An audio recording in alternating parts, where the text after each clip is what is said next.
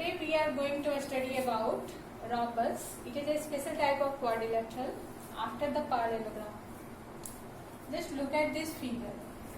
In this figure, you can find that it is a quadrilateral, and in this quadrilateral, AB is drawn parallel to DC and AD is drawn parallel to BC. That means the both pair of opposite sides are parallel to each other. AB is parallel to DC and AD is parallel to BC. And all the four sides have the equal length.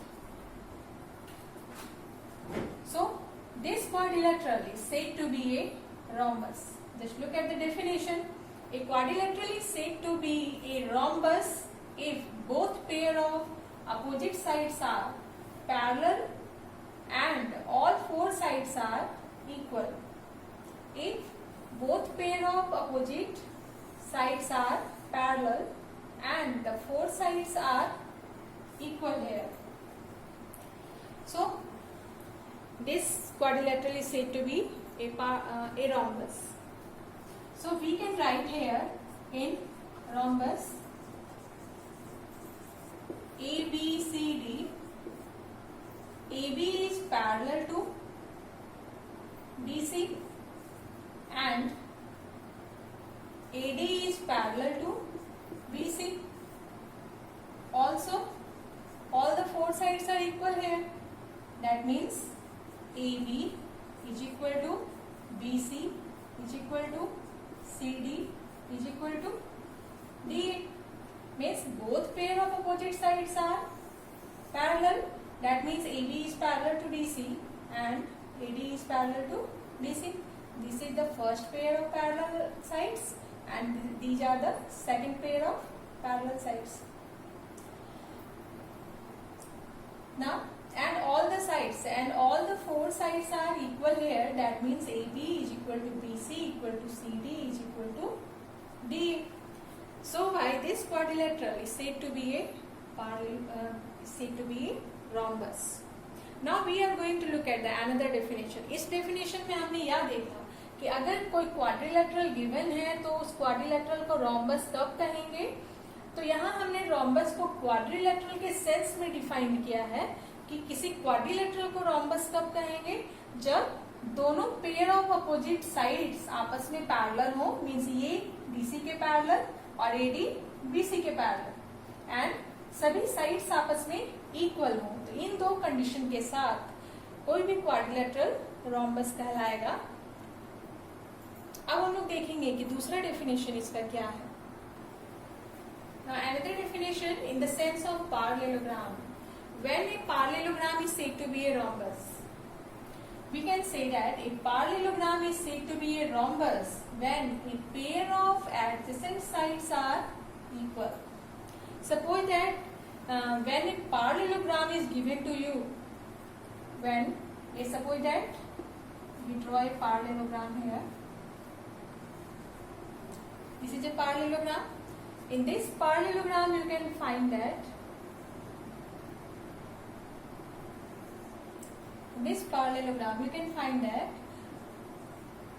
PQ is parallel to SR and PS is parallel to QR.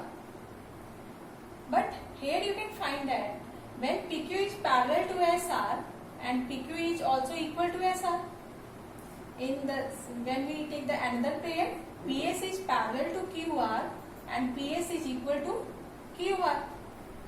So you can find that the opposite sides are parallel as well as equal. Opposite sides parallel भी हैं और साथ ही साथ equal भी हैं.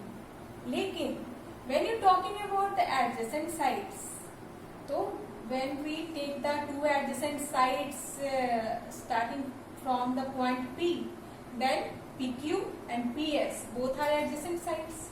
You can find that in the sense of original parallelogram, adjacent sides cannot be equal. Adjacent sides कभी भी equal नहीं होते. हम कोई भी दो pair of any pair of of adjacent sides की अगर हम बातें करें तो कोई भी पेयर ऑफ एडजेसेंट साइड्स यहाँ पर इक्वल नहीं है. PQ and PS are not equal. QP and QR not equal. RQ and RS not equal. RS and SP are not equal. Means यहाँ 4 पेयर ऑफ एडजेसेंट साइड्स हैं, ये आपस में equal नहीं है. अपोजिट साइड सिर्फ आपस में इक्वल है. तो इस पैरेललोग्राम को हम रोम्बस नहीं कह सकते क्योंकि एडजेसेंट साइड्स आपस में सेम नहीं है.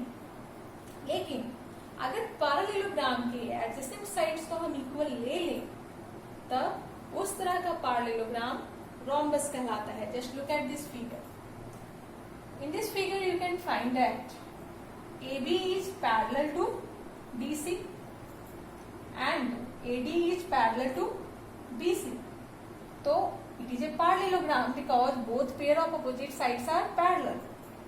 And you can, when you look at the adjacent sides, the adjacent sides are also equal here. Adjacent sides are also equal here, drawn in this figure. AB is equal to AD. So at first you can find that AB is parallel to DC and AD is parallel to BC. So why it is a parallelogram? That means opposite sides तो आपस में equal हो ही जाएंगे parallelogram के definition से. तो AB DC के equal हो गया और AD BC के equal हो गया. लेकिन अब हम देखेंगे कि क्या हमारे adjacent sides भी आपस में equal हैं. तो हमने यहाँ पर adjacent sides भी equal लिया है. तो जब एडजेसेंट साइड्स इक्वल होंगे तो चारों साइड आपस में इक्वल हो जाएंगे क्योंकि ये पहले इसके इक्वल था, अब ये इसके इक्वल है और ये इसके इक्वल था. दैट मीन्स चारों साइड आपस में इक्वल हो गए. तब हम इस डेफिनेशन को कहते हैं कि when a parallelogram is given to you, तो a parallelogram is said to be a rhombus when a pair of adjacent sides are equal. यानी अगर एडजेसेंट साइड्स इक्वल होंगे तो चारों साइड ऑटोमेटिकली इक्वल हो जाएंगे. So in this parallelogram, in this rhombus we can say that तो here AB is parallel to DC and AD is parallel to BC. Also all the sides are equal. AB is equal to BC is equal to CD is equal to D. तो ये दो definition था जिसके आधार पर हम कहते हैं कि कोई भी क्वाड्रिलेटरल रोम्बस कब कहलाता है या कोई भी पैरेललोग्राम रोम्बस कब कहलाता है. Now one of the point you have to note here, every rhombus is a parallelogram. सभी रोम्बस एक पैरेललोग्राम है. क्यों? क्योंकि जो रोम्बस के अपोजिट साइड्स हैं वो पैरेलल हैं और पैरेललोग्राम के लिए जरूरी कंडीशन सिर्फ यही है कि उसके दोनों pair of opposite sides parallel होने चाहिए, जो कि रोम्बस में भी पाया जाता है. यही कारण है, चाहे इसके चारों साइड इक्वल क्यों ना हो, अपोजिट साइड्स तो पैरेलल हैं. तो अपोजिट साइड्स पैरेलल है, दैट मीन्स ये एक पैरेललोग्राम है. तो कोई भी रोम्बस हमेशा एक पैरेललोग्राम होता है क्योंकि पैरेललोग्राम का नेसेसरी कंडीशन है कि उसके अपोजिट साइड्स पैरेलल होने चाहिए, जो कि यहाँ पर सेटिस्फाइड है. AB parallel to DC and AD parallel to BC.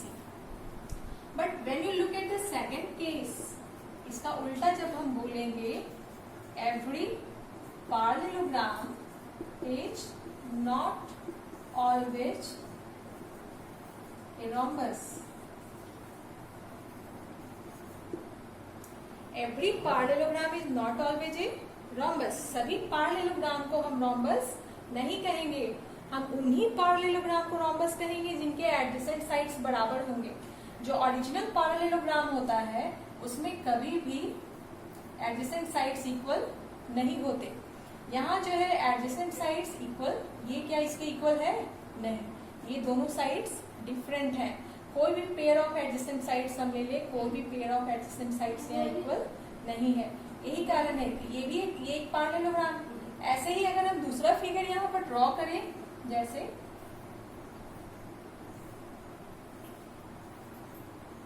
ये भी एक पैरेललोग्राम है, लेकिन यहाँ पर एडजेसेंट साइड्स सेम है। दोनों पैरेललोग्राम है, लेकिन यहाँ एडजेसेंट साइड सेम नहीं है, यहाँ एडजेसेंट साइड्स सेम है।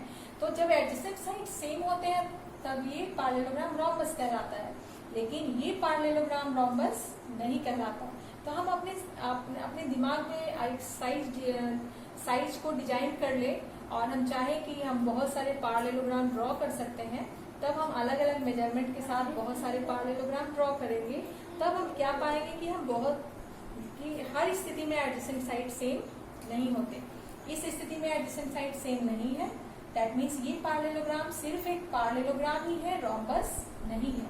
लेकिन ये पैरेललोग्राम एक रोम्बस है। तो हमें दो डिफरेंट स्थितियां प्राप्त हो रही है पैरेललोग्राम के साथ, इसीलिए हम कहते हैं कि every parallelogram is not always a rhombus. सभी पैरेललोग्राम, प्रत्येक पैरेललोग्राम हमेशा रोम्बस नहीं होते। इस स्थिति में रोम्बस नहीं है, यहाँ रोम्बस है। यही कारण है कि इन जनरल वे हम बोलेंगे कि not always a rhombus, but every rhombus is always a parallelogram.